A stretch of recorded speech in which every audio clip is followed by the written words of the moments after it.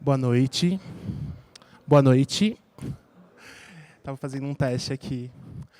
Desejo boas-vindas a todos, todas e todes que estão aqui presentes. Muito obrigado. Vou fazer uma breve apresentação. Meu nome é Júnior Azura, sou supervisor da ação educativa aqui no IMS. É com muita alegria que a gente inicia essa mesa. É uma vontade muito grande de aproximação que nós temos de criar programações que acompanhem as exposições. Então, para a gente é muito maravilhoso ver essa sala lotada. Muito obrigado. Eu vou fazer uma autodescrição, brevemente. Eu sou um homem negro de pele clara. Eu sou um gordo maior. Eu estou vestindo totalmente all black, todo de preto. A não ser o meu tênis lilás, enfim, o meu crachá, que tem um tom de vermelho. Essa programação de hoje é uma mesa com o título Transgeneridades nas Artes e em Processos Criativos. E antes de eu passar a bola para a Dani, que é uma das curadoras da exposição de Zanelli Murroli, Beleza Valente, e para as nossas convidadas e convidado, gostaria de apresentar os nossos intérpretes que cá estão aqui com a gente. Temos Caê Coragem, é transmasculino branco, de cabelos curtos, de cor preta, utiliza alargadores nas orelhas, bigode fininho e barba curta. E também temos o Léo Gatinho, que é um cara transpreto, não retinto, com olhos puxados e boca pequena. Estatura baixa, 1,55 m de altura, cabelos lisos curtos, castanho escuro. Espero que a mesa seja tão deliciosa quanto já está sendo, ver essa casa lotada e com as pessoas que foram convidadas. Muito obrigado. Mais uma vez, vou passar a palavra para a Dani. Valeu, gente.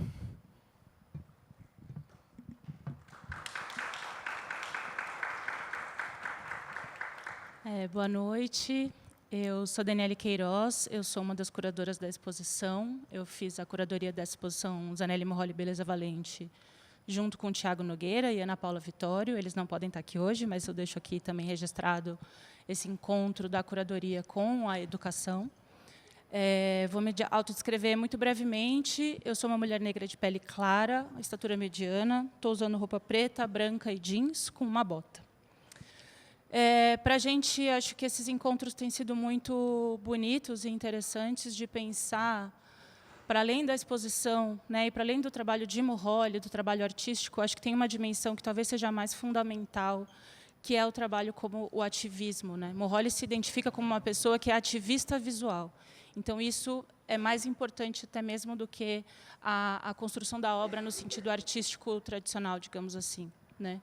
Então, acho que, nesse sentido, esses encontros que a gente tem feito, eles valorizam uma das premissas de Murroli, que é que o seu trabalho seja um gatilho, um disparador para que outros encontros aconteçam, né? Para que outras possibilidades de arte se encontrem, discutam, se conversem, se transformem. Então, muito obrigada por estarem aqui hoje, por essa conversa. Muito obrigada a vocês, como disse o Júnior, pela casa cheia. Eu queria mostrar muito rapidamente também o catálogo da exposição. O catálogo tem todas as imagens da exposição e tem textos belíssimos, inclusive um conto escrito por Castiel, que já é uma parceira nossa há bastante tempo. Então, queria também agradecer a Castiel pela escrita do conto, que é muito bonito. E eu acho que é um pouco isso, assim, uma alegria poder ver todas essas pessoas reunidas, essa possibilidade de conversa e essa possibilidade de entender o trabalho de Zanelli Murroli a partir também, acho que, do viés da pintura, né? A exposição tem 2 pinturas que Murroli fez ao longo da pandemia. Então, entender as intersecções entre pintura e fotografia, que aparecem muito no trabalho de Murroli, eu acho que também podem aparecer muito na conversa de hoje. Obrigada. Espero que todas as pessoas que estão aqui estejam bem, que possamos ter uma noite deliciosa, tranquila, e que a gente possa conversar ao longo desse encontro de maneira super sincera e cuidadosa. Eu agradeço imensamente a presença de cada pessoa que está aqui. Também agradeço ao IMS pela curadoria e pelo convite. Hoje estarei muito feliz mediando uma mesa com 2 artistas que eu admiro muito, E no momento, eu ia dizer que é num momento super complicado, global, em relação às pessoas trans, mas esse momento nunca deixou de existir. Então, é apenas mais um momento. Não vamos deixar que entrar numa dinâmica de pânico, mas não vamos também não perder de vista que as estratégias precisam continuar acontecendo em nível pessoal, afetivo e, obviamente, institucional, como está acontecendo aqui agora. Essa conversa está sendo gravada, estará disponível no canal da instituição logo mais. Então, envie para as pessoas e contribua para a educação. Bem, obrigada, Lia, obrigada, Fifa. Iniciar esse momento é complexo, certamente, e leve, pois dizer sobre o belo é sempre complexo e leve. Descrever, explicar, contextualizar, reapresentar o belo como conceito, experiência, categoria, funcionalidade, movimento, arte e objeto. Afinal, o que é belo? Essa talvez seja uma das perguntas que menos nos fazemos de fato, ainda que seja uma das perguntas que mais estamos acostumadas a tentar pensar. Então, primeiramente, eu gostaria de propor o belo como uma possibilidade, e assim também como uma escolha. A valentia, por sua vez, também se trata de uma questão complexa, onde, assim como na beleza, a percepção de valentia também muda de acordo com os nossos interesses políticos, com os conflitos culturais sobre guerra e terrorismo.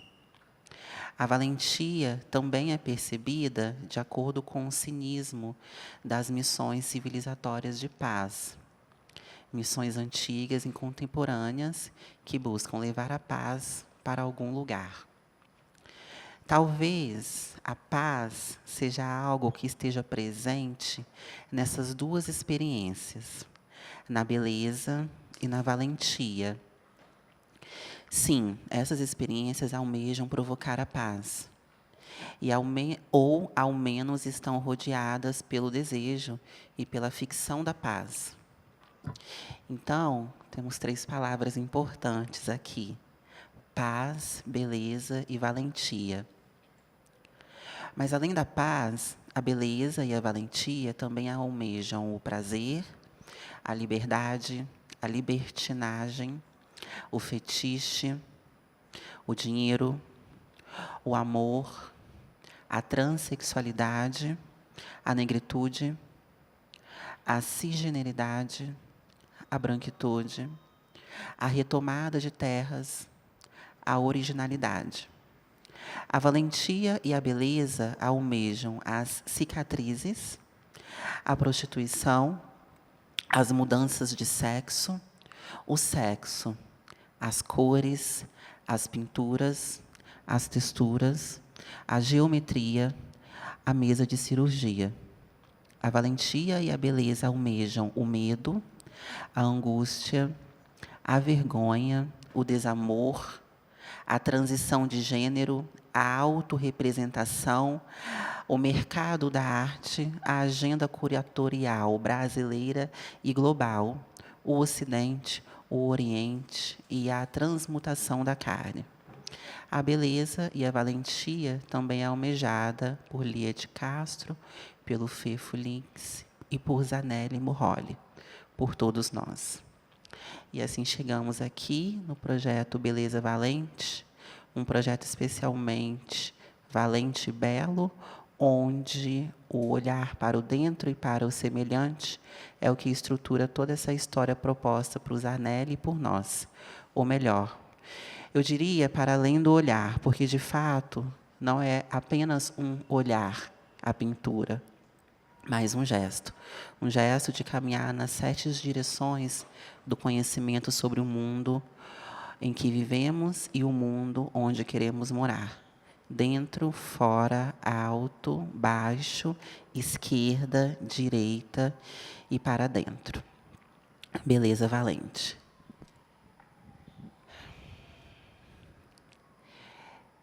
Fefa Lins é um artista pernambucano, graduado em Arquitetura e Urbanismo pela UFPE, partindo de reflexões sobre corpo, afetos e desejos, sobre obras, combina técnicas tradicionais de pintura a óleo com processos digitais e contemporâneos para investigar outras possibilidades de corpo e sexualidade para além das normas hegemônicas binárias. Desde 2016, tem participado de exposições em galerias de arte e instituições como o MASP, em Histórias Brasileiras, em 2022, e Histórias LGBTQIA+, em 2024, e a Pinacoteca do Ceará, Negros na Piscina, em 2022. Fefa realizou 3 exposições individuais, sendo elas Tecnologias de Gênero, na Galeria Amparo 60, em Recife, 2021. Vira Casaca, na Galeria Verve, 2023. E sua mais recente, Um Plano de Corte, na Torre Malakoff, em Recife, 2024. O artista também é indicado ao Prêmio Pipa em 2022 e selecionado para o ciclo de residências na Pivô em 2025. Parabéns, Fefa. Lia de Castro, 1978. Martinópolis, aqui em São Paulo. Ela atua de maneira transversal no terreno das artes visuais. Há 9 anos, é mediadora em espaços expositivos, desenvolvendo esse trabalho de forma concomitante em instituições de arte. Pesquisa as possibilidades da leitura das obras, além das camadas da tinta, realizando palestras na Suíça, Vevey e Lausanne. Dedica-se ao projeto Seus Filhos Também Praticam, no qual utiliza a prostituição como ferramenta de trabalho e investigação, aproximando-se de garotos com idade entre 18 a 25 anos, brancos, ricos e autodeclarados heterossexuais. Nesse trabalho, ela busca cultivar o diálogo e a escuta no domínio da raça, classe e sexualidade. Vou me apresentar um pouquinho rapidinho. Eu sou artista plástica, escritora e psicóloga clínica, formada pela Universidade Federal do Espírito Santo e mestre em psicologia clínica pela PUC São Paulo.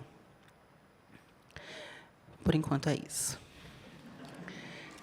Bem, a gente organizou essa conversa de várias formas e a forma que ficou foi fazer uma pergunta inicial para esses 2 pintores. E, a partir dessa pintura e dessa conversa, a gente continuou uma conversa também com o público, que a gente gostaria que essa conversa fosse muito horizontal mesmo, e que tivesse uma participação de vocês conosco. Então, eu preparei uma pergunta para vocês 2, que é a seguinte. As pinturas de vocês 2 constroem caminhos estéticos muito diferentes entre si. As paisagens geométricas da Lia, em uma estética parecida com alguns exercícios de colagens, construído também com outros materiais orgânicos. E as paisagens mágicas e iluminadas de Fefa Lins, de um realismo nada surreal. Embora o azul e o vermelho também conectem vocês, eu vou por outro caminho, tá? Sabe-se que quase todas nós somos filhas da medicina ocidental. Eu não vou universalizar, porque eu acho que a universalização é sempre perigosa. Então, quase todas nós somos filhas e filhos da medicina ocidental. E a sociedade brasileira é uma das que mais praticam cirurgias plásticas no contexto global. É importante dizer isso porque a comunidade trans, ela está longe de ser a maioria aqui no Brasil. E é importante dizer isso para a gente desmistificar que a mudança corporal é uma questão trans. A mudança corporal é uma questão humana e também da imagem. É essa relação entre imagem, fotografia, autorrepresentação e pintura que eu gostaria de perguntar para vocês dois, enquanto pintores. Se a experiência de passar por cirurgias, ou melhor, de proporcionar para si que alguém corte e costure seu corpo, afeta a sua relação com a pintura em seus mais diversos estágios, de composição de cor, de textura, de escolha de plataforma e de materialidade. Então, é uma pergunta, acima de tudo, sobre confiança, coragem, intimidade, memória corporal e sobre o poder que o exercício físico de pintar exerce na nossa vida cotidiana. Porque, de fato, pintar é um exercício físico. Você levanta, senta, abaixa, utiliza a mão, se cansa, os pés e o corpo todo. Resumidamente, a pergunta é: mudar o corpo muda o gesto pictórico? Mudar a técnica de pintar altera nosso corpo?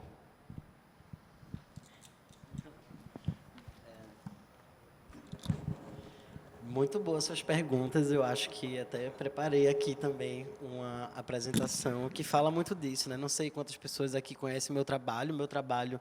Eu já vou falando e começando.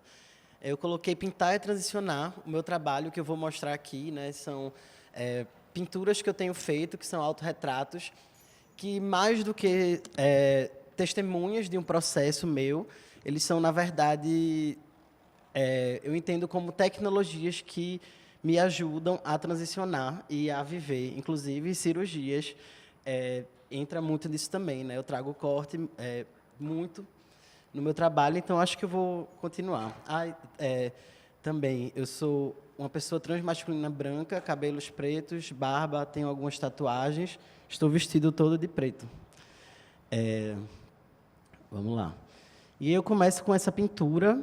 Eu vou ser um pouco breve, porque eu coloquei muita coisa e não tem tanto tempo assim. Essa pintura, Lagartixa Azul, eu gosto de começar com ela para dar essa introdução, né, do que eu falei agora, que pintar, para mim, é mais do que um exercício de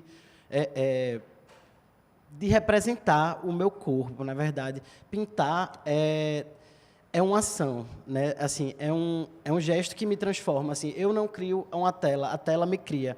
E aí, nessa pintura, é meio que eu estou pintando uma tela que é essa mesma tela que está sendo pintada, né? Eu acho que a pintura funciona comigo, ela atravessa o tempo. Eu fui colocando alguns zooms aqui nas imagens, só para, enfim, mostrar alguns detalhes de pintura, né? Que eu acho que interessa também, já que estamos falando aqui de transgeneridade, mas também de processos criativos e de pintura. Então, eu vou adiantando. Eu começo também com essa fotografia de família, que acho que eu era pré-adolescente, por aí, e eu tinha esse hábito de me vestir de homem, assim, né? Eu fazia uma barba, eu pegava o rímel da minha mãe, eu pintava uma barba, colocava as roupas do meu pai, e eu lembro que, para poder passar, eu dizia, não, estou me vestindo do meu pai. Porque, enfim, eu não podia, né? Isso era uma coisa repreendida. Até essa foto, se você for ver, tem uma tensão, assim, entre eu e meu pai, que divide um pouco isso. E eu gosto de trazer porque, enfim, nos filmes, na cultura e tal, se fala muito das crianças que colocam salto, maquiagem, tudo isso, né?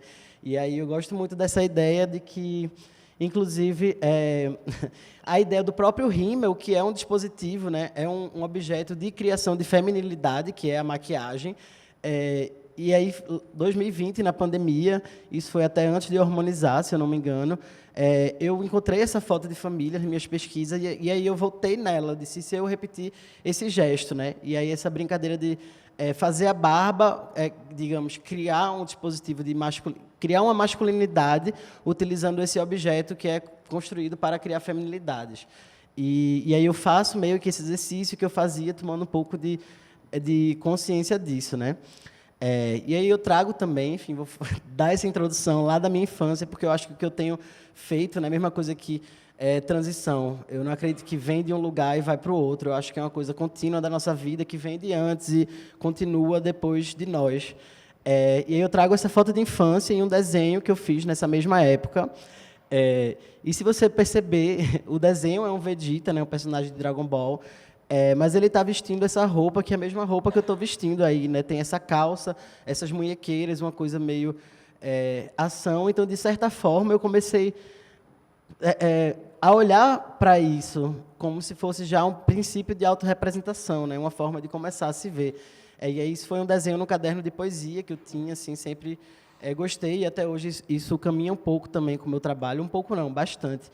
E aí, se você for perceber bem esse personagem, né, como é comum de personagem de luta, tudo isso, eles são sempre marcados por cicatrizes, tem várias cicatrizes, e aí, se você perceber, é porque está meio pequeno, mas ali no peito tem cicatrizes, assim, cortes. E eu esqueci disso completamente, mas é algo que eu sempre fazia nos personagens, né? Então, assim, já introduzindo também isso que eu vou falar depois, né, dos cortes. E aí eu trago essa pintura, vocês vão ver que eu vou estar falando muito de barba e de peitos. Eu acho que o meu trabalho, como Castel falou, minha primeira exposição individual chamou-se Tecnologias de Gênero, que é a ideia de que gênero ele não é natural, tudo é construído, né? E a sociedade, a escola, a família, uma roupa que você veste, a maquiagem, tudo isso são dispositivos de gênero que estão criando feminilidades e masculinidades. E aí eu fiz essa pintura. Uma época eu lembro que me provocaram, foi para uma publicação, me provocaram sobre ficção, né? E aí eu fiquei pensando muito nisso, esse ato de barbeasse, né? Digamos, quando eu era uma garota, tinha toda aquela coisa, não raspa com gilete, o pelo vai nascer grosso, toda aquela coisa. E aí achei engraçado nessa época que eu estava assim no começo, começando a ter barba, e era muito uma conversa comum entre eu e meus amigos, como é que faz para crescer mais barba e tudo isso. Então, e aí tinha esse conselho, né, não raspa, que engrossa, não sei o quê. Então, é meio que um pouco criando essa ficção, né, assim, criando para ver se vem, né. Então, é um pouco preparando o terreno, eu chamo essa tela. E se você for ver, em cima dos meus peitos tem uma cicatriz, que é, na verdade, uma tatuagem que eu tatuei antes de fazer a minha cirurgia, que era mais ou menos a linha de corte, onde eu imaginava, que não foi, eu continuo com a tatuagem, mas era algo na minha cabeça que, antes de até colocar para o mundo, mas foi uma forma de colocar para mim mesmo, o que eu desejava, né? Assim, o que eu desejava não apenas em questão de fazer uma cirurgia, de ser submetido a uma cirurgia, mas de todo o processo, né, de como me colocar no mundo e tudo isso. E aí eu gosto muito dessa imagem, né, que traz também esse combo peitos e barba, que é também, assim, até hoje é ainda um corpo, uma representação que, enfim, que é entendido como não normal, né, assim, digamos, não natural. E é isso, um detalhe.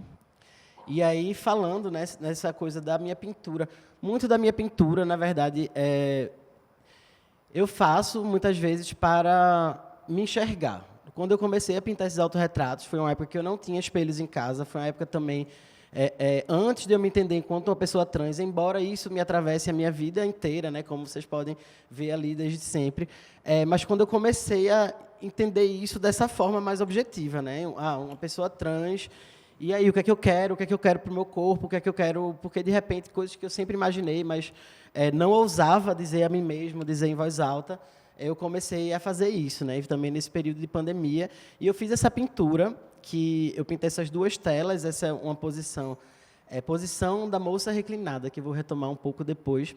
E aí eu me coloquei nessas duas imagens, né? Uma imagem tem 2 pares de peitos, que era meio que como se eu sentisse esse exagero, assim, 2 era muito, né?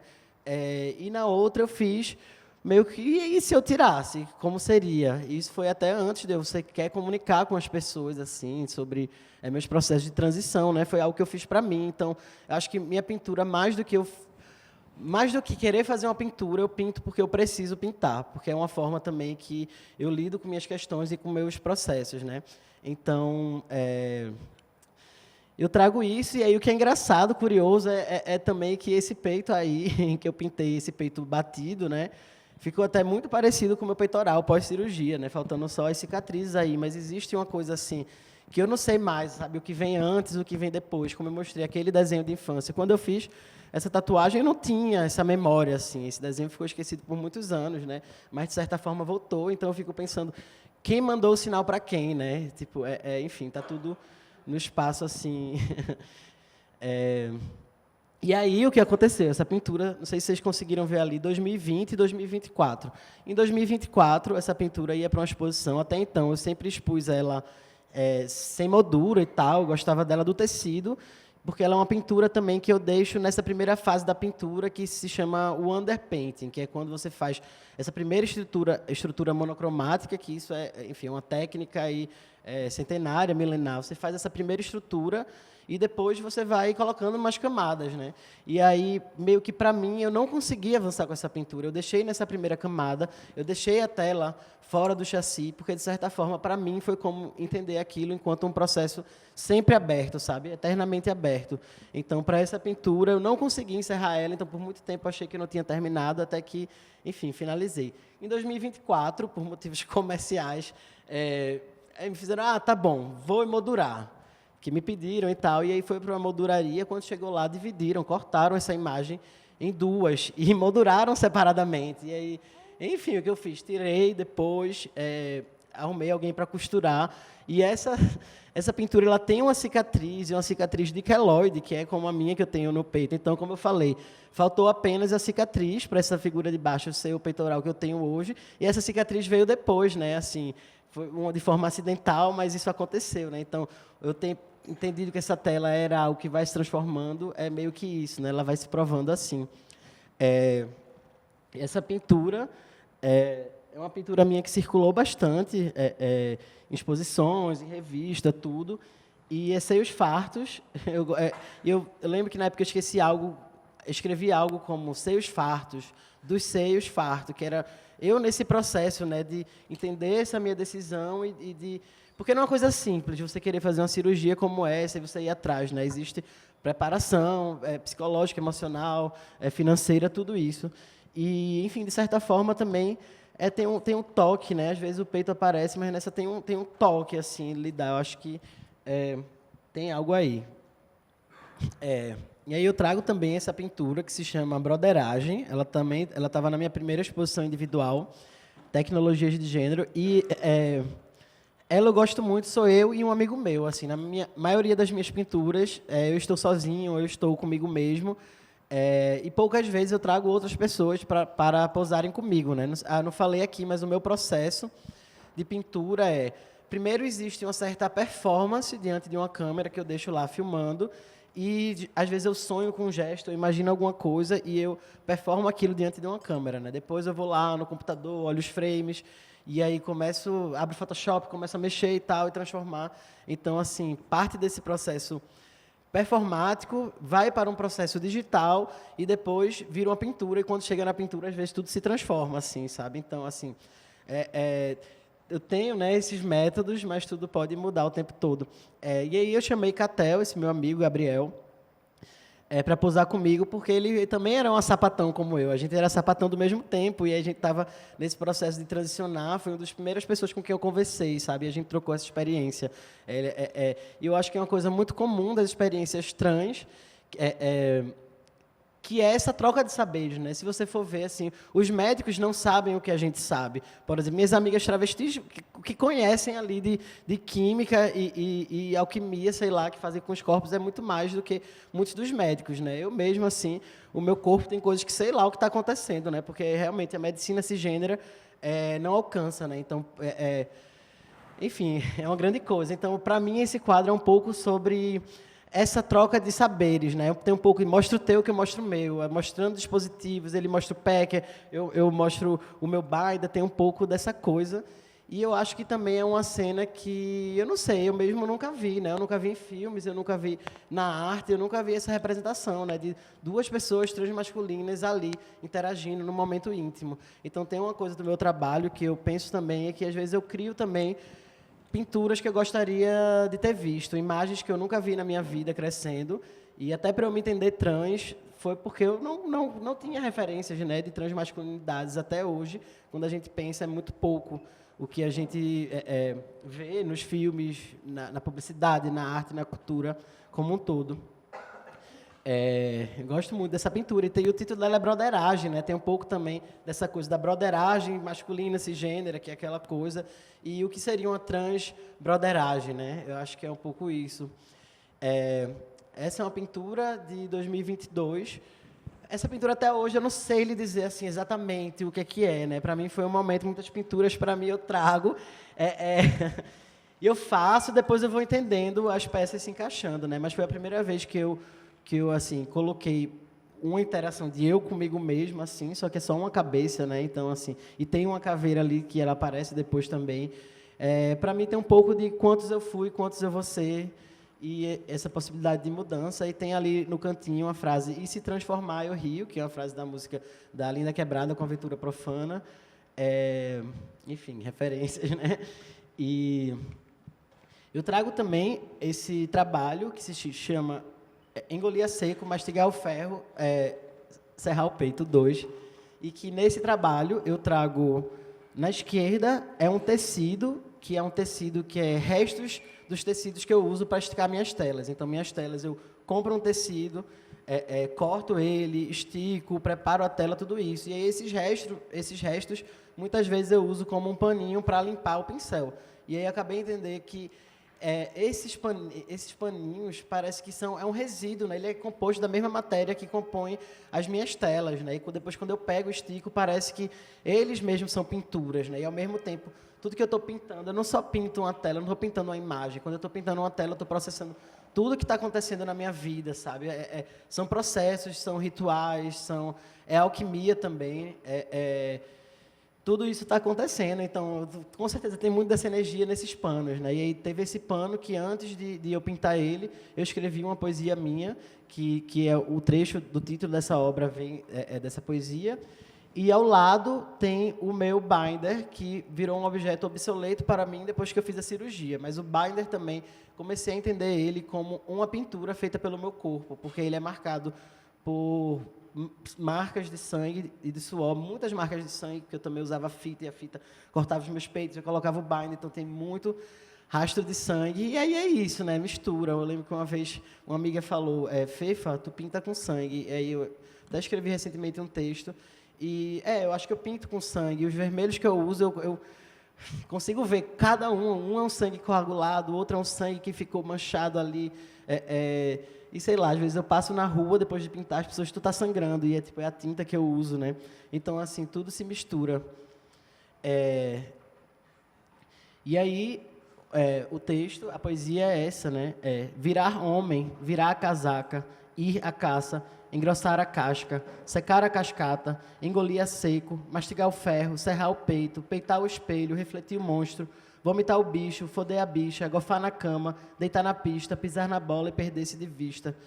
Que é um pouco falando sobre o que é essa questão também, né? Que, inclusive, minha segunda exposição individual chamou-se Vira Casaca, que é também nesse lugar de que, primeiramente, a cisgeneridade acredita que transmasculinos, a gente transiciona e viramos homens cisgêneros, como se a gente possuísse, né, aquele poder, estivesse nesse canto, ou até mudasse as nossas subjetividades, né? Mas, na verdade, acaba que, enfim, somos excluídos de muitos grupos, inclusive das discussões mesmo de direito, né, direitos reprodutivos e não reprodutivos. Então, é um pouco sobre isso, né? Então, tem a própria questão também, né, como construir uma masculinidade, uma transmasculinidade, né? Uma masculinidade que não é baseada nas masculinidades hegemônicas cisgêneras. Então, é um pouco isso, né? Lidando diante disso. E aí eu trago essa pintura, mais uma vez, essa pose da moça reclinada. A pose da moça reclinada é muito conhecida, assim, né? Essa forma que pintavam essas mulheres reclinadas, de forma geral, mulheres brancas, e sempre era essa coisa, assim, essa ideia. Hoje se fala muito a crítica sobre os corpos passivos ali, esperando, e... Eita, enfim, eu trago... 3 pares de cortes aí, a faca na mão, né? E aí, ao mesmo tempo que eu sou a musa, eu sou também o pintor, né? Então, é um pouco sobre reverter essas relações, né? De musa e de pintor. E, dessa forma, também, essa figura retratada é uma figura que tem uma autonomia, né? Tem uma faca que exerce os cortes no corpo. E, de certa forma, são 3 pares, né? Algo que já não é mais humano. É como se o corpo já viesse de outro canto, outra possibilidade. E tanto nesse trabalho, quanto esse outro trabalho, são trabalhos que estiveram na minha exposição, um plano de corte, que eu começo a pensar a ideia de corte, né, como vocês já viram, está muito presente no meu trabalho, mas pensando como a partir da pintura eu posso cortar esse meu corpo, né, outras formas de transformação a partir da pintura, seja pelas bordas, seja por um elemento ali. Eu vou adiantando aqui. Essa pintura é a minha pintura que está na Pinacoteca de São Paulo, e é uma pintura que foi uma das primeiras que eu fiz depois da cirurgia de dupla mastectomia.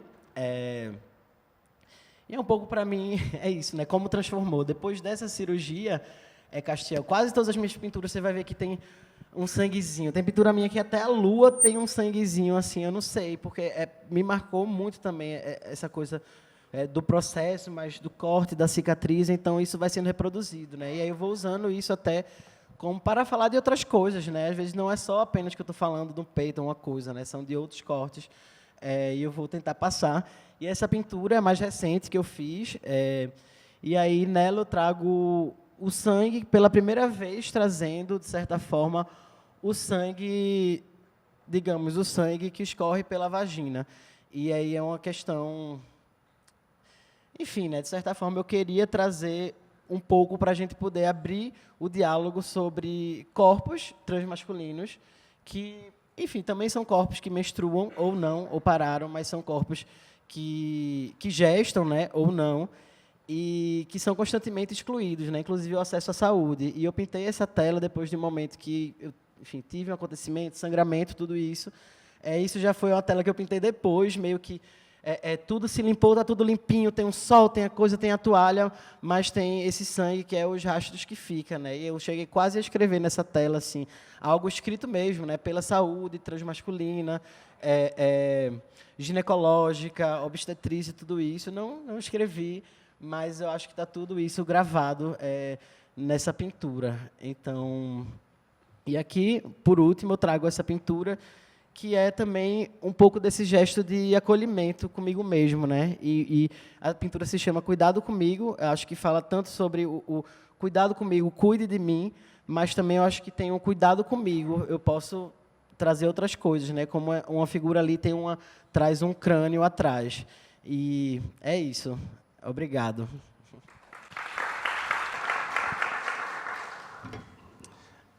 Boa noite, eu sou a Lia de Castro, tenho 1,80 m, sou uma mulher negra transexual, estou vestida de preto, eu não sei a cor desse sapato. Bege. Obrigada. Gente, eu queria agradecer algumas pessoas, porque eu passei um horário errado, que eu sou dislexo, eu falei que era 19h30, obrigada, Júnior, obrigada, Felipe, que foram trazendo. Eu vou falar de 3 trabalhos numa ordem epistêmica, a partir de Frantz Fanon, Chinua Achebe, Ta-Nehisi Coates e Diazi. O meu trabalho ele não é autobiográfico, né? Eu acho que o meu trabalho é legal dialogar com de Fefa Lins, porque é onde tem esse encontro, né? Mas não passa pelo meu corpo em relação a mim mesma, porque foi uma estratégia que eu tive, devido às minhas experiências em museu, eu sempre percebia e me perguntava o que é ser uma artista negra, transexual e prostituta dentro de um museu, né? É muito fetiche, né, para o museu sofre, então não vou dar para eles essa oportunidade. Então vou falar de homens pretos cis ou de homens brancos cisgênero heterossexual.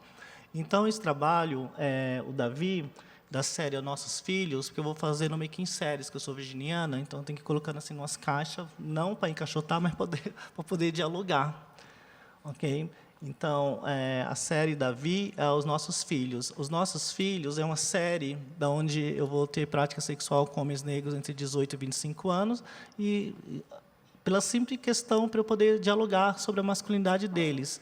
Mas com os homens negros, cisgêneros, eu vou construir uma rede de afeto a partir do diálogo e da pintura e da escrita, né? E o diálogo é a partir de teorias, tá? Que eu vou lendo para eles e com eles e lendo para mim também. E que me chama a atenção como esses homens negros, como os homens brancos também, cisgênero, eles chegam muito carentes de informação no colo de pessoas prostitutas. E aí, ali é um lugar muito interessante que você consegue falar com eles aquilo que eles levariam 10 anos para falar com o psicanalista, falei em 1 segundo. E o que me interessa é isso, né? Ter esse 1 segundo para construir novas oportunidades. Então, aos nossos filhos, é partir no princípio como a gente vai criar no museu racista, sexista, todo coiceísta, que eu não aguento mais falar, que eu tenho 50 anos de idade, o quê? Como a gente vai construir uma imagem, onde essa imagem a gente não vai contribuir ou ser cúmplice do museu. Porque a gente vai partir, né, com esses boys negros, cis, lendo o texto do Achille Mbembe, que é o antimuseu. E o Achille Mbembe, ele me chama a atenção porque ele vai fazer uma pergunta. Quando a gente vai falar do museu, a gente tem que saber qual que é a função do museu. A função do museu, né, ela tem algumas características com os agravantes. Vamos falar assim, essas palavras, que é fetichizar, estatificar, mortalizar e tirar a cultura e não pôr para respirar. E como a gente vai entrar, né, dentro desse museu, uma mulher preta, trans, prostituta, pintando homens negros? Então, a gente tem que tomar muito cuidado para não ser cúmplice desse olhar e dessa fetiche. Então, eu vou pedir para esses meninos, né, fazer uma pose de qual parte do corpo deles eles gostariam de apresentar e não de representar. Porque o trabalho que eu vou construindo com essa galera é um trabalho de apresentação e não de representação. Mas, Lia, o que você fuma? O que você bebe? Eu nem bebo e nem fumo. A gente vai partir de um texto do Frantz Fanon, que o Frantz Fanon ele vai falar a arte de representar é uma forma de destruição. Vem com um olhar tão grande de destruir que passa para uma categoria que o outro se transforma num outro de mim mesma. Então, eu não queria também contribuir com esse olhar da Lia sobre o Davi. Então, Davi, como você gostaria de ser apresentado dentro do museu? A partir do meu black. Então, vamos lá, a gente vai fazer uma foto, escolhe uma obra de qual você gostaria, né, que não está aqui a obra, mas só que é uma obra onde o Davi ele se fotografa em frente a uma obra que chama Cabeça de Branco, que é um outro trabalho, que está em outra série. E aí o Davi ele volta e assina o trabalho. E aí eu vou pegar também o esperma do Davi e passar na obra, né? E como tem uns jornais medíocres em São Paulo que falam, a travesti que pinta com esperma. Eu não pinto com esperma. Eu trabalho esperma como uma estatística de uma memória não só afetiva, não só epistêmica, mas do tipo, essa pessoa existe, ela passou por aqui, a assinatura também está aqui, né? Porque a gente não quer representar, eu não quero ser cúmplice de pessoas racistas. Então, são esses cuidados que eu tive que tomar para a gente, né, não cair nesse lugar do tipo, olha, entra aqui, né, a gente está curtindo artistas pretos. Mas só que a gente entra tão alienado e a gente entra tão cúmplice desses brancos que, quando a gente vê, a gente está reproduzindo o racismo. Que a gente tem que entender o que produz o racismo e as pessoas que reproduzem o racismo, que são coisas diferentes. Que é a mesma coisa que eu venho convidando as pessoas, entender o que é opressão e o que é violência. Nem toda violência é opressora, mas toda opressão é violenta. Então, para a gente colocar em categoria, porque eu trabalho com criminologia, porque se a gente não nomear a categoria, a gente fica meio que achando que faz parte da branquitude. Nossa, agora tem uma galeria branca, né, gente branca que me representa, então eu sou que nem eles. Não, não sou que nem eles, porque eles me veem, né, a travesti que pinta. Então, você tem que se colocar num lugar onde você não fala de si, né, porque a Grada Quilômetros ela comenta, né, quando é uma pessoa branca, ela fala a partir de um pensamento. Quando é pessoa negra, é subjetivo. Então, a gente tem que tomar um cuidado para a gente não cair nesse lugar da representação, né, em relação para quem a gente está mostrando os trabalhos. E o Davi é uma obra que ela não para. Eu vou pintando, ele vai assinando, porque a gente vai também entender, a partir de Chinua Achebe e do Antoni Appiah, que são dois mestres, né, que vão entender o racismo como uma prática de repetição. Então, se o racismo é uma prática de repetição, uma das formas, tá? Porque são várias formas, porque os brancos eles não têm limite, né? Cada dia eles inventam coisas diferentes para ser racista. Então, a gente vai entender que o antirracismo também é uma prática de repetição. Então, a gente vai utilizar o anti, né, com a prática da repetição. Se a gente entende que o racismo é uma repetição diária. Então, essas cabeças elas vão se repetindo. E aí é curioso, porque quando eu estou na Europa, e alguns brancos já compraram esse trabalho, eles não vão falar uma cabeça de negro, eles vão falar o Davi. E quando fala o Davi, a gente vai entender que a gente volta lá para o Tanahais Coites, que ele fala, quando fala o nome, essa pessoa ela existe. Isso é muito importante, né? Então, o trabalho, realmente, ele não é autobiográfico, ele é um trabalho feito com cuidado, é um trabalho epistêmico. Eu parei, eu li, eu pesquisei, né? Passaram quase 2.000 homens na minha casa. Então, eu falo assim, gente, a gente não está aqui em brincadeira, né? A gente está aqui, realmente, porque o museu ele é um lugar de construir memória, né? E são memórias dentro de um espaço e tempo de pessoas, né? De uma cultura. O museu ele constrói cultura. E qual cultura? Não é que eu espero do museu, mas eu, como um corpo epistêmico, eu deixo para o museu, né? E é isso que eu falo, né? Quando eu sou convidado para fazer uma fala com a galera, que os marcadores aqui não são tão cis, eu falo, gente, é muita responsabilidade, né? Então, não é o que eu espero de vocês, mas eu, como uma jovem senhora, o que eu deixo para vocês, que é o que a gente deixa para as novas gerações. Esse trabalho é um trabalho que chama Travessia do Rubicão. Para mim, era muito importante, como Fefa Lins, falar como a gente fala de transexualidade, né, e leva para o museu a partir de uma imagem, né? E essa imagem, ela é uma imagem que a gente coloca como díptico, né? Que vão ter assim dois signos assim da pintura. Mas a minha pergunta, né, que falava que eu tenho um filho branco, eu adotei um filho branco de 30 anos de idade, né? E vocês falam, mas por que você adotou um filho branco, Lia? Porque se der errado, eu não teria problema nenhum de mandar embora, entendeu? Se eu pego um preto e der errado, ficava impossível, né? E eu posso contar uma carta que um dia ele mandou para mim, o meu filho? Ele acordava mais cedo, ele mora comigo. Eu vou falar, gente, assim, que eu meio que viajo, mas é importante, assim, porque os brancos eles não têm limite nem noção às vezes. Aí o meu filho acordava mais cedo do que eu, e depois eu levantava depois dele, enfim. Aí um dia ele deixou uma carta no meu WhatsApp, ele mandou um textão. Ele falava assim para mim no WhatsApp, nossa, aqui em casa realmente a pirâmide mudou. É o branco que levanta, faz o café da manhã e a pessoa preta e tal. Aí eu falei, caramba, meu, é curioso, porque o café é meu, o gás é meu, a casa é minha, né? Ele não sabe. Só é uma piada que eu conto, porque assim, eles não têm noção. Eu acho que a pirâmide de mudar é fazer com a minha água, com o meu café, com o meu gás, né? E na época o gás estava caríssimo. Eu falo, não dá. Enfim, aí eu falava com o meu filho, eu quero falar sobre transição hormonal, mas como a gente fala, e não cair na fetiche, né? Porque o museu é um lugar muito específico para fetichizar. Eu falei, então a gente vai, né, fazer umas imagens minhas, mas essa imagem ela vai estar representando, aí entra como uma representação clínica, e não de pessoas trans, né? Porque a gente está falando de transição clínica. E qual que é o interesse, né, dessa transição clínica? É aquilo que Fefa Lins estava falando e a pergunta que você nos traz, né? Que tipo assim, esses cortes, né? Qual o tamanho da violência desses cortes? Eu não sei se vocês têm noção. Uma frontoplastia é R$60 mil, uma neovagina chega a R$150 mil. Então, quando a gente fala de transição clínica, a gente está falando de uma categoria de classe. Aí eu vou só fazer uns parênteses, que eu dei muita risada essa semana, que o Brasil também não tem limite o brasileiro, que aí veio tudo, né, aqueles médicos falando, não, ou de pessoas transexuais não pode, né, fazer mudança de sexo antes dos 21 anos de idade. Vamos lá, não existe pessoas transexuais hoje, com 21 anos de idade, que fez uma redesignação sexual. Onde, no Brasil, uma pessoa transexual com 18 anos de idade, tem R$150 mil. E se ela entrar com 18 anos para fazer pelo SUS, ela vai fazer com 37 anos de idade, que é de 10 a 17 anos. Então, assim, são pessoas medíocres, por isso que eu falo, não vamos levar a sério por enquanto, né? Mas só que eles existem.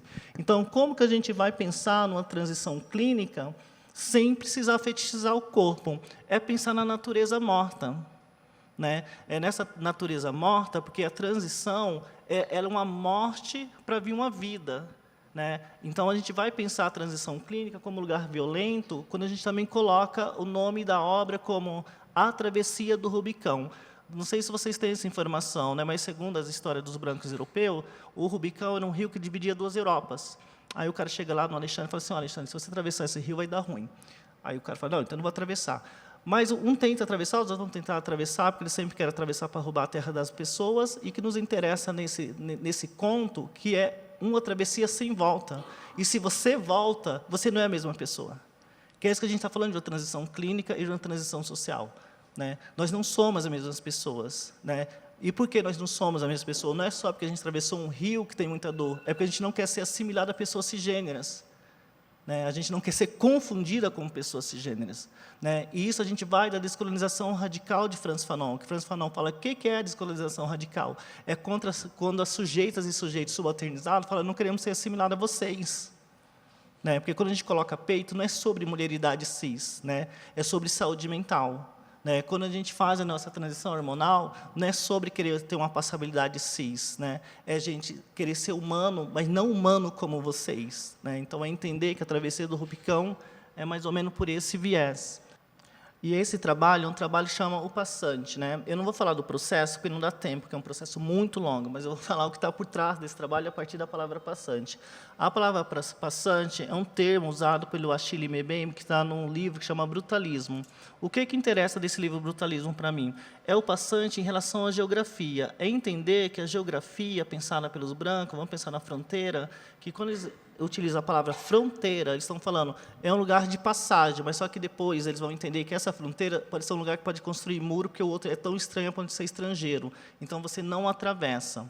E aí, o próprio Mbembe vai falar, então, já que essa palavra não dá tempo, não dá conta desse tempo, que é isso que a gente tem que entender. Tem palavras, gente, que a gente ainda não consegue tipificar algum tipo de crime, porque o mundo evoluiu e o ódio evoluiu com eles. Né? E é isso. Então, a partir do momento que o ódio evoluiu com a palavra estranho, estrangeiro, né, e a palavra fronteira, então vamos pensar no passante. O que é o passante? É o sujeito comum. O que nós temos de comum? É a comunhão.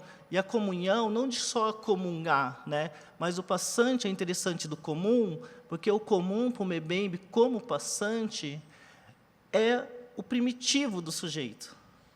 É aquela pessoa que passa e leva, mas passa e traz. Ou seja, eu espero que depois desse encontro, vocês não são mais vocês. Né? É que nem um pensamento indígena. Quando a Lia fala e todo mundo escuta, todo mundo é Lia.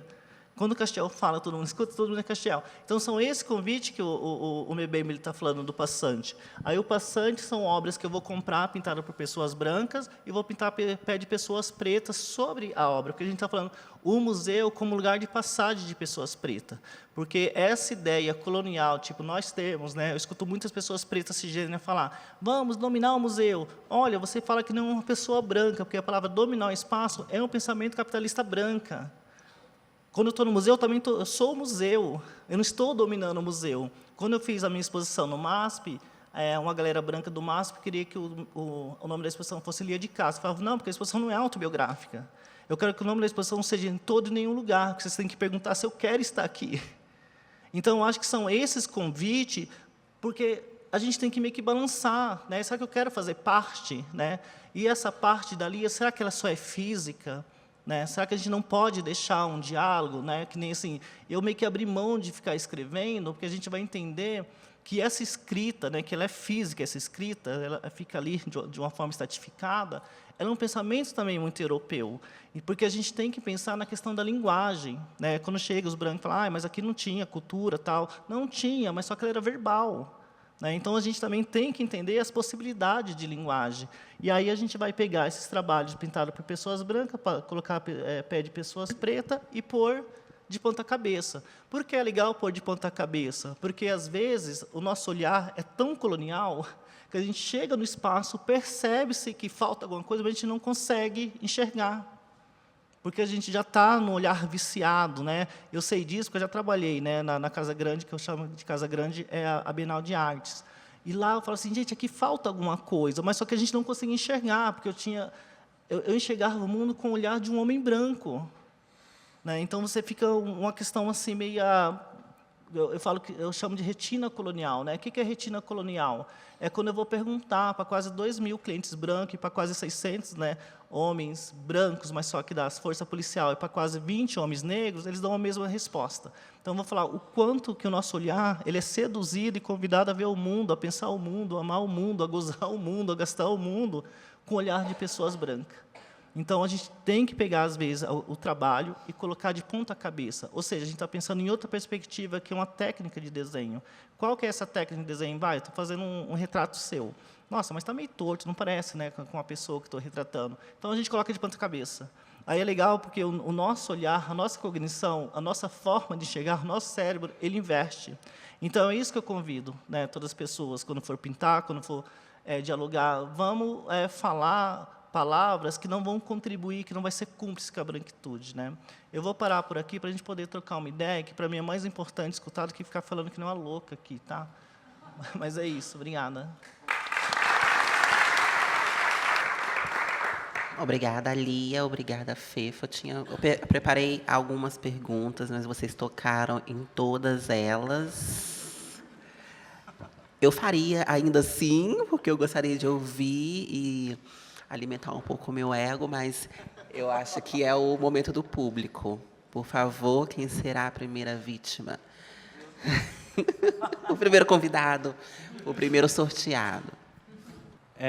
Eu queria perguntar para a Lia, em cima disso que ela falou, hoje a gente tem uma produção muito grande, um consumo muito grande da imagem digital, e a gente é muito atravessado por isso. E eu acho que essa forma de consumo pode estar muito próxima do que você falou do olhar branco e de uma forma capitalista de consumir imagem e pensar representação. Então, eu queria saber como que a gente pode fazer para, talvez, fugir, inverter essa lógica de consumo e ficar com a imagem quando a gente é tão bombardeado por ela hoje. Assim. Você pode tentar explicar a pergunta, assim, que a partir de qual pensamento? Só para desculpa.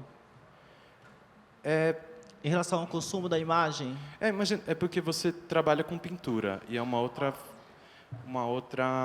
prática, assim, talvez, de representação e de fixação de uma imagem, que você fala um pouco sobre... esqueci a palavra agora, um pouco sobre como fixar, talvez, uma identidade, assim, talvez. Ok. Eu acho assim, para mim é muito difícil lidar com questões digitais. Eu não tenho Instagram, aí eu fiz do meu cachorro para poder xingar as pessoas, né? Eu passo o dia inteiro xingando o povo, aí à tarde eu falo, gente, meu cachorro está muito ativista. Não, funciona. Porque esse dia um cara falou assim, oi, Tobias. Eu, oi, tô doida hoje, né? Mas, enfim, eu acho que tem uma questão, assim, que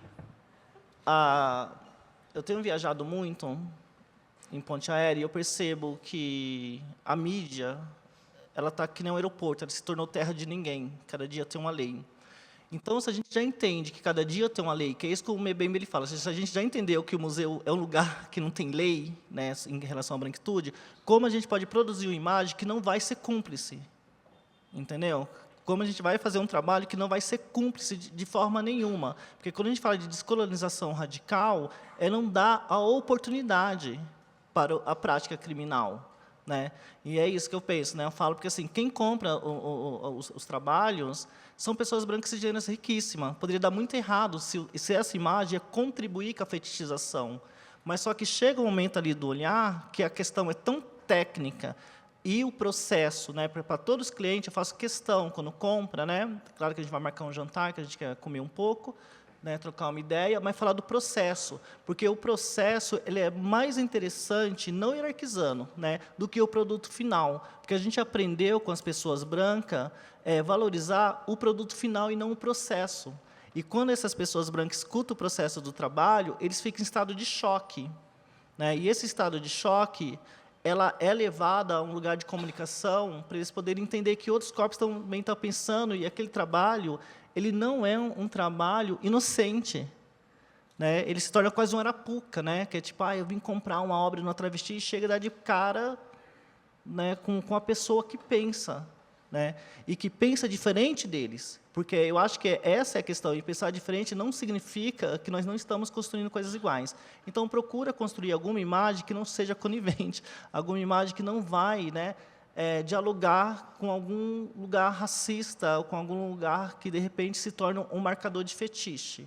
Né? Eu acho que essa é a primeira questão. Mas, se quiser também, né, eu falo, quando tem algumas amigas minhas trans que vão fazer alguns trabalhos, que falam, olha, aí tem alguns lugares que pode ser problema futuramente.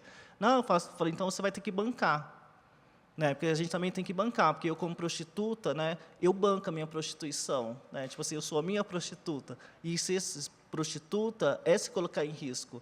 Mas aí, como que eu vou pegar essa prostituta, né, se transformar em Bianca e ser uma prostituta que eu não vou contribuir com a prostituição dentro desse signo de hierarquia, né? O cliente é o que paga e eu sou o que obedece. Então, para mim, eu sempre vou estar colocando mais ou menos esse parente, porque para mim não é diferente estar numa esquina e estar dentro do museu. Porque no museu eu sou a pessoa que pinta, e na esquina eu sou a pessoa que se prostitui, mas eu sou a minha prostituta e sou a minha pintora, né? Então, a gente tem que colocar nessa posição. Não sei se eu te ajudei ou piorei a situação.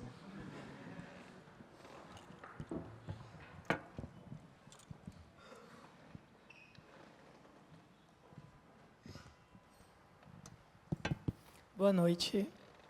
Meu nome é Jaque, eu sou psicóloga. E a gente sabe que nós, pessoas trans, somos bombardeadas pela cisgeneridade, pelo neoliberalismo, de produzir um imaginário muito sexualizado sobre as nossas identidades. Não é à toa que muitas das pessoas trans se prostituem, tem privacy, OnlyFans, que muitas pessoas trans buscam avidamente fazer cirurgias e tomar hormônios para ficar mais passável, para vender isso, né? E a gente sabe que é uma realidade das grandes massas e das pessoas trans que não conseguem se descolar desse imagético da prostituição e em busca de uma aceitação, né? Porque, ao mesmo tempo que a gente capitaliza isso, a gente também fica muito dependente e apegada a esse lugar de ser objeto de desejo. Isso também é um gozo, ao mesmo tempo que nos violenta.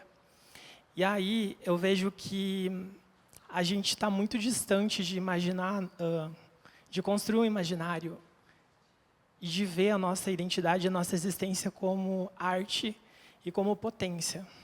Está muito longe disso.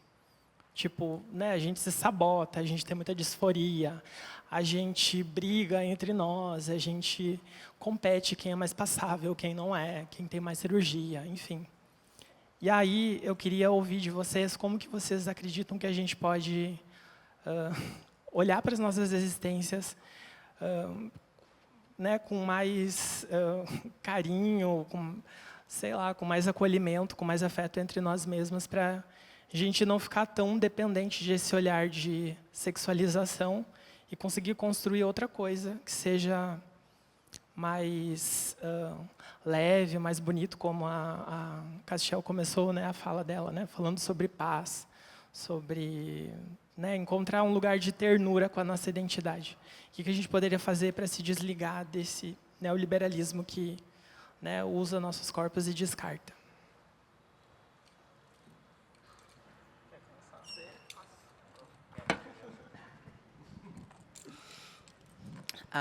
Eu acho que acredito e percebo que a transfobia é um problema historiográfico. Existe uma questão que a gente não se reconhecer e que o mundo também não construir formas de conhecimento onde nós pertencemos à natureza. Não vou entrar aqui nessa divisão entre natural e moderno, mas também já habitando isso, né? Porque até mesmo na clínica, eu percebo que a experiência trans é como uma experiência fantasmagórica no mundo. Isso que você falou de entrar num espaço e sentir uma coisa que você não sabe nomear, mas aquela coisa está ali, é um fantasma que habita e você não consegue dizer o que está acontecendo, mas está ali. E também um problema de se reconhecer como parte da natureza mesmo, e eu estou dizendo ecologicamente. Existe uma história assim, do silicone, existe uma história dos anticoncepcionais, existe uma história do Viagra, existe uma história de todas as medicalizações da vida acontecendo, e as pessoas trans meio que não são inclusas dentro dessa narrativa oficial, como se a gente estivesse sempre tentando viver uma história, que é a história cisgênera, e uma tentativa sempre falha. Então, é importante dizer que nós estamos em todos os estágios da história.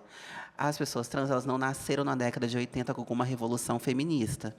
Existem relatos de 500 anos atrás, 1000 anos atrás, bíblicos, que nós estamos presentes na história, contribuindo arquitetonicamente, geograficamente, contribuindo para a história da cor, da forma, da cidade, da urbanização.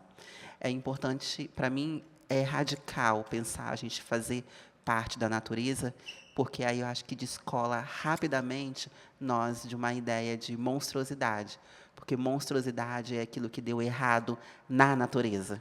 E se a gente faz parte da natureza, a gente contribui para a natureza e não destrói a natureza. Também não é sobre normalização, não, mas é sobre ecologia. Eu acho que nas minhas pinturas eu falo um pouco disso, mas hoje as pinturas são desses dois aqui.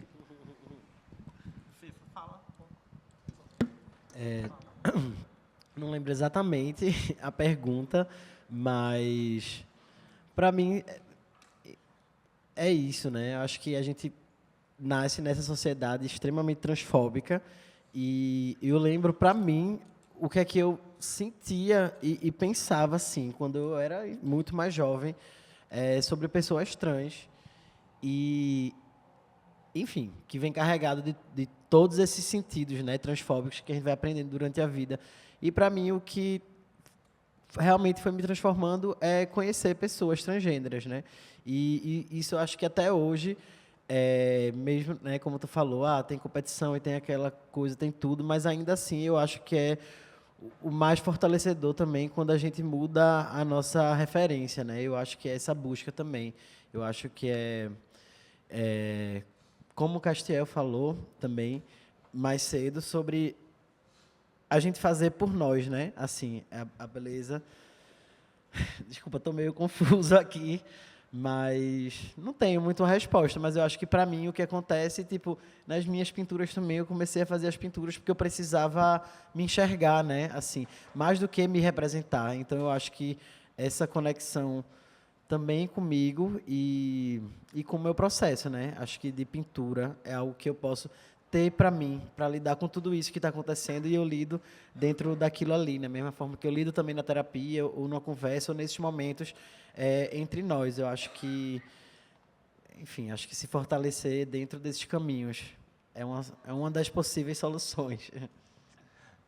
Eu vou falar a partir da prática da prostituição. O problema da prostituição, o problema do museu, o problema do médico, o problema do cientista, o problema do psicólogo é quando é explorado. Eu acho que é essa questão. A prostituição, ela foi o cerne da minha vida, né? E o problema da prostituição, quando, né, como diz Maya Angelou, que ela fala, a prostituição ela se torna um problema quando ela é a única opção, né? Mas ela não é um problema. Mas quando ela é a única opção para pessoas trans, né, já que a gente está falando de transexualidade, ela se torna um problema. E aí a pergunta melhor do que acabar com a prostituição, porque a gente não quer legalizar a prostituição, né? Porque a prostituição, ela não é uma prática problemática. A exploração que é, porque se você é uma psicóloga que está sendo explorada, isso é um problema, e não da psicóloga, e não da psicanálise, mas da exploração. Se você é um diretor do museu e está sendo explorado, então a questão não é a categoria trabalho, mas é como forma esse trabalho, né? Porque se a gente pagasse todos os direitos que uma prostituta, como é pago, né, para um funcionário público, a prostituição não seria um problema. O problema é a exploração. Eu não vou romantizar a prostituição quando ela é exploração, né, mas a gente vai lutar pelos direitos das prostitutas, sim, porque elas existem e estão em todos os lugares, né? Então, acho que a gente tem que entender que elas podem ser também as nossas filhas, né?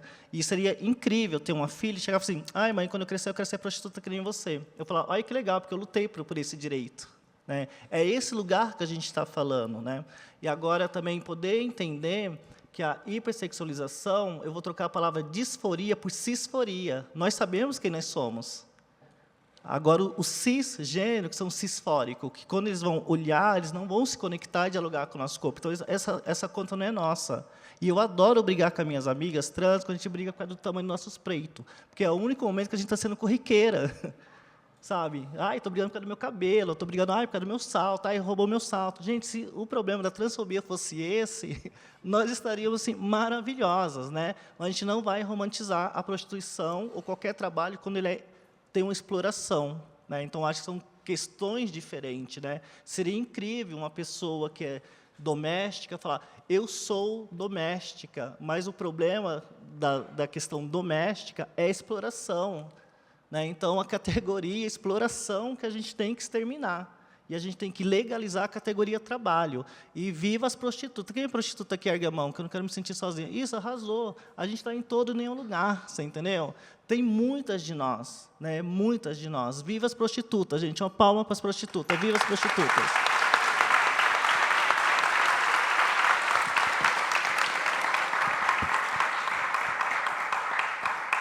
Tem duas perguntas, quero fazer só um adendo, só para complementar a fala de vocês dois, que, assim, historicamente, os relatos mais antigos que a gente tem sobre pessoas trans, na antiguidade, estão ligados ao exercício religioso e espiritual. Mas essas narrativas, elas estão sempre descrevendo as pessoas trans como aquelas que estão oferecendo um trabalho a pessoas cisgêneras. Existe um anacronismo acontecendo na minha fala, sim, mas é só um anacronismo para a gente conseguir dialogar agora. Ou seja, é aquelas pessoas trans que vão sempre conseguir ir no mundo espiritual e no mundo carnal e facilitar a vida de um rei, facilitar a vida de uma mulher cisgênera que está parindo. E eu acredito que a nossa fala está dizendo de que nós, pessoas trans, também temos as nossas próprias construções. Além de auxiliar nas construções de uma cidade, também estamos construindo nosso próprio templo, também estamos construindo nossas próprias telas, nossas próprias tintas, nossas próprias tonalidades de cor. É sobre uma autonomia. E eu acho que isso responde um pouco a sua pergunta também sobre liberdade. Oh, my God. 3 pessoas. Eu queria fazer uma pergunta para você. Eu sei que os artistas, eles sempre estão, assim, geralmente estão queimando por alguma investigação, alguma coisa que ele descobriu que é super curiosa, ele está queimando por aquilo, investigando, se aprofundando naquilo. E tem gente que às vezes tem ciúmes de expor o conhecimento, eu às vezes eu tenho. Mas eu queria pedir para você falar top 3 conhecimentos que você está curiosa, investigando, queimando por isso atualmente, com muita coragem e generosidade. Tipo referências? O que o seu coração está queimando hoje como investigação artística? Meu Deus. Não, isso é muito pessoal, mas vamos lá, né? Estamos falando sobre o processo. É sobre coragem, generosidade. Sobre paz, amor e coragem. Que isso?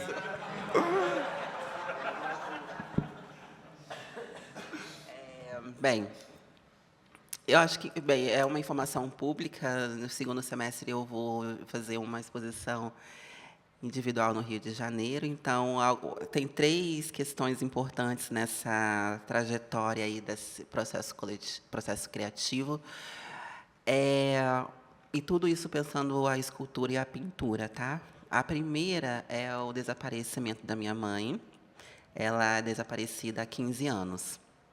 Então, eu acredito que essa relação de presença e ausência, que é uma questão que eu ia perguntar para a Fefa e para a Lia também, mas não consegui, tem sido muito importante para mim, presença e ausência, e como transformar isso em escultura. A segunda é sobre separação, divórcio, essas questões que têm aparecido tanto na clínica quanto na minha vida como um todo, assim, pensando no relacionamento e tal. Então, eu tenho tentado perceber como que a gente se divorcia de algumas imagens, tanto autobiográficas, mas também imagens que a gente consome cotidianamente, como essa agora. Aqui é uma imagem com multidão. Em algum momento eu preciso me divorciar dessa imagem para entrar em outro processo criativo, não sei qual, mas eu preciso me desvencilhar dessa imagem. E o divórcio não é sobre rompimento, necessariamente, mas é sobre despedida. E eu acredito que a terceira questão é sobre despedida. Como é que a gente se despede das coisas?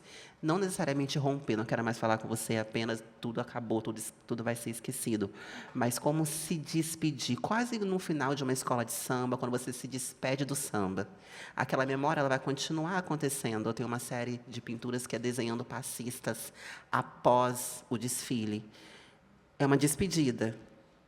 Mas a despedida, ela necessariamente afirma que existiu um acontecimento a priori. Só existe despedida porque existe memória. Acho que são esses 3 tópicos.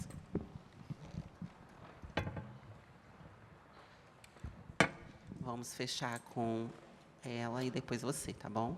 Mais 2. Oi, boa noite. Nossa, que alto. Eu sou Ela Santana, sou escritora e roteirista. Eu queria voltar à conversa alguns minutinhos atrás, só porque essas falas de vocês sobre a pergunta da nossa colega ali me trouxe para um lugar de reflexão muito interessante, que é esse lugar da rivalidade, né? E aí pode parecer que não tem muito a ver, mas a gente ouve Castiel e Fefa falar muito, e eu sinto muito esse lugar eu gosto muito quando você fala de apresentar e não representar, que é como eu acredito a arte também, no meu caso, a escrita, né? E essa apresentação de cotidiano íntimo que a gente vê nas obras de vocês, quando a gente vê Fefa redesenhando a broderagem com 2 corpos transmasculinos, é uma coisa que, para nós, que somos trans, é cotidiana, vira realismo fantástico para quem é cis, ou a forma que Castiel encontra de levar corpos negros a se apresentarem no museu a partir do ponto de vista e da individualidade dessas pessoas. E eu só queria comentar porque eu acho muito interessante quando eu ouço falar de rivalidade entre nós, principalmente entre travestis. E eu acho que essa ideia do humanizar no cotidiano, etc., enfim, essa que a gente fala sempre, vem muito do lugar também de, quando eu ouço falar de rivalidade, eu lembro das minhas coleguinhas de escola, na 5ª série, batendo na menina que era mais feia.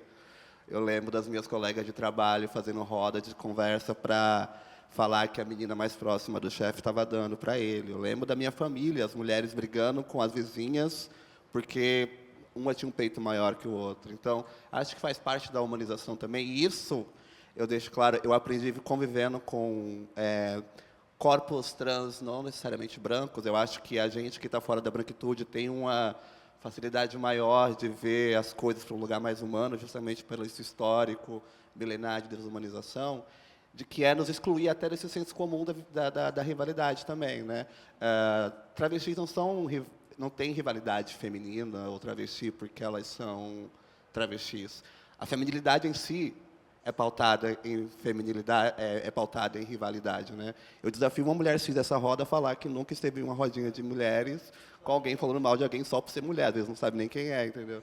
Então, eu acho que faz parte desse processo cotidiano que a gente vê na obra de vocês, pensar um pouco também para além da branquitude, que eu sinto que é um olhar muito branco dentro da comunidade trans, que limita a gente a esses estigmas, que é o estigma da cisgeneridade mesmo, porque a cisgeneridade ela é a branquitude e vice-versa, né?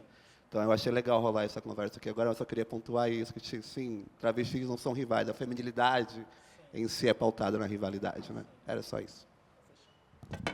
Obrigada, obrigada, obrigada. Olá, boa noite, sou Isaac. Eu não podia perder a oportunidade de, na verdade, perguntar para vocês 3, que são artistas mais estabelecidos no cenário brasileiro. Estou fazendo um mestrado agora que é justamente sobre as assimilações, apropriações e outros tensionamentos da arte trans no cenário brasileiro, assim, a partir da década de 2010.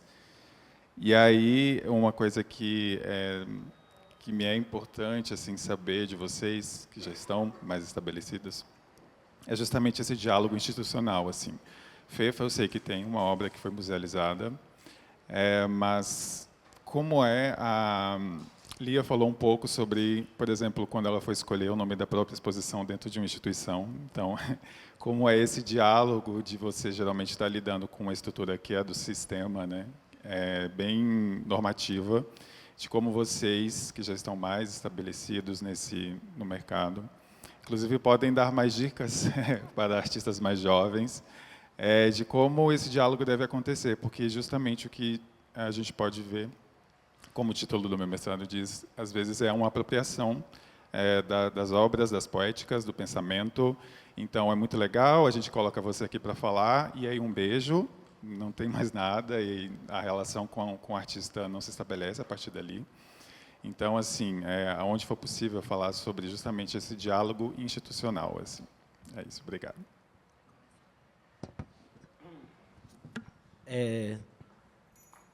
Eu não sei tanto o que dizer, assim, né? Embora eu tenha participado de exposições em museus e tenha também obras em coleções públicas, eu nunca estive nesse lugar, talvez, de criar algo junto à instituição, né? Assim, acho que o maior contato que eu tenho, porque em exposições na instituição eles chegam muitas vezes pegam um quadro pronto, né? Eu nunca, quer dizer, eu estive no momento com o Museu da Diversidade Sexual aqui, que foi o único que teve esse momento, né, da gente conversar e falar um pouco, e aí comissionaram um trabalho, mas, de forma geral, não passei por tantas experiências, né, mas logo que eu cheguei aqui, encontrei com Lia, ela já começou a me dar várias dicas sobre tudo isso, mas, assim, eu tenho tido mais, enfim, trabalhado mais com galerias, e é muito complexo também, né? Assim, é outra lógica do que as instituições, mas são complexas.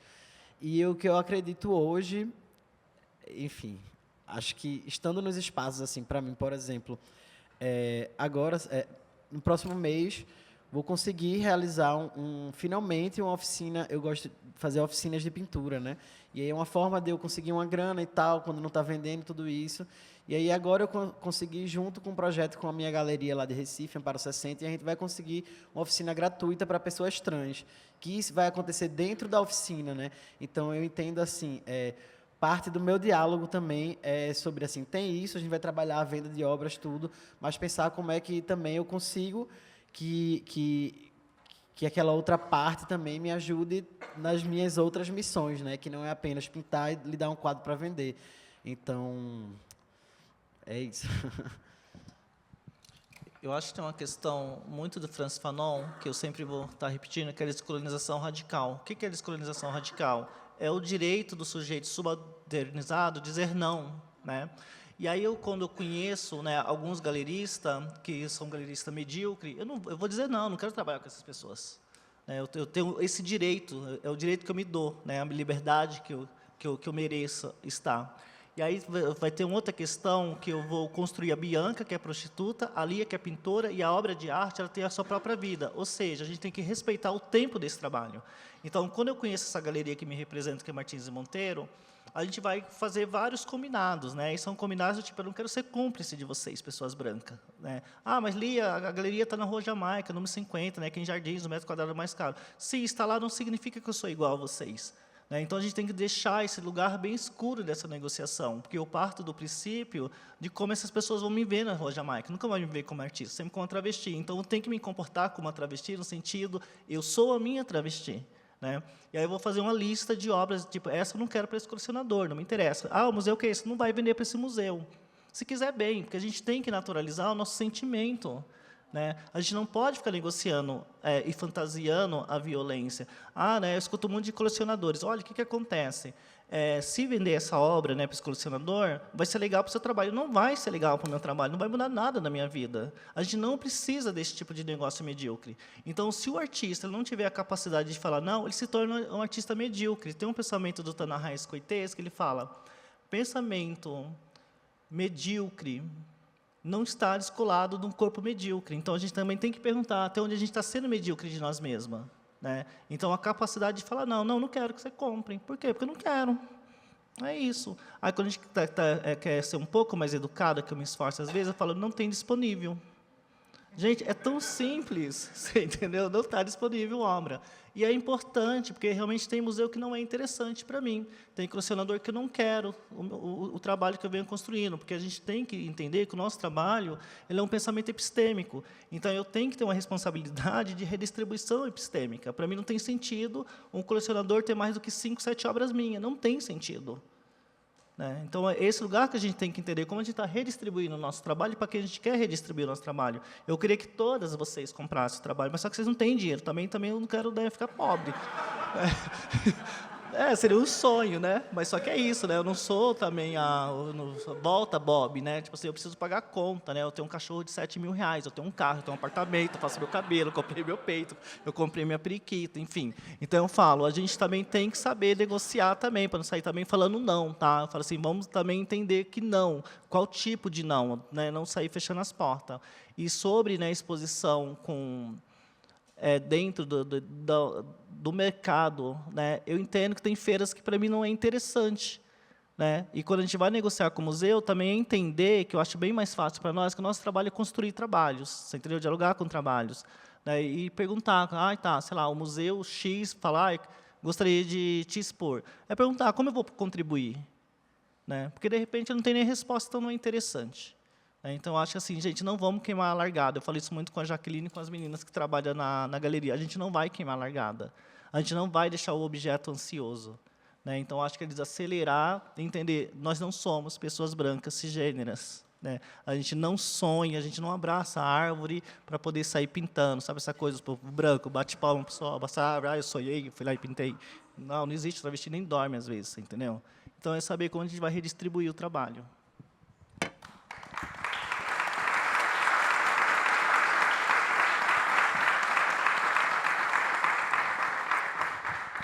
Eu vou responder a sua pergunta e também já encerrando a mesa.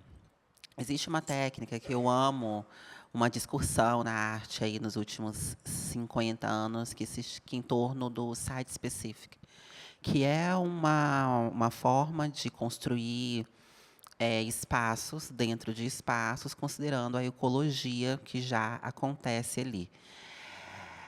Tentando ultrapassar um pouco essa separabilidade, ou seja, eu estou aqui, o espaço está lá, eu vou chegar, vou colocar uma obra e aquela obra ela vai sair depois, como se só a sua escolha de estar ali já não modificasse a percepção e toda a ecologia que acontece, e que o próprio espaço ele também já te modifica, ou seja, isso aqui é algo que modifica o espaço neste instante. E esse espaço modifica a gente. Eu passei por um processo agora de quase um ano em um prêmio que se chama Future Generation, na Ucrânia, de um prêmio de arte, e foi um ano pesquisando as plantas espirituais na Ucrânia durante a guerra, para montar uma instalação lá à distância, porque eu também me recusei a me colocar lá durante a guerra. Luciano Huck foi. Mas eu não quis ir. E construí essa obra sobre tempo, e tem um vídeo no Instagram deles, no meu também, que vocês podem acessar. Bem, acredito que, assim, corroborando com a Lia, com Fefa, é sobre escolha. Eu acho que toda a nossa fala, nosso encontro aqui é sobre escolha. Talvez não seja tão óbvio, mas nós três escolhemos estar aqui hoje. A gente não está aqui pelo dinheiro, estamos aqui por uma escolha, e também, né, pela grana. Então, a pergunta que eu deixo aqui para a gente finalizar isso é: até quando você está disposto a contribuir para uma história institucional?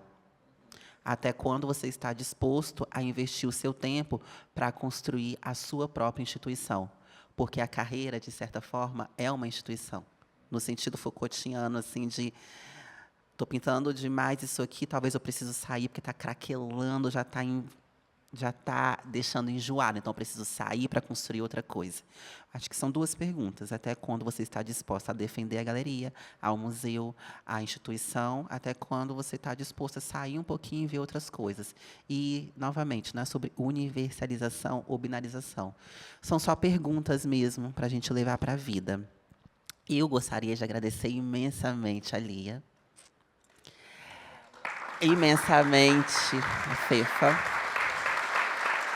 imensamente aos intérpretes que traduziram, na verdade, gente, não só traduziu, criou uma linguagem aqui, né, com a gente. Agradecer a todas as pessoas que estão aqui, agradecer a galera que está assistindo e também a galera que gravou. Muito obrigada. Boa volta para casa em segurança sempre.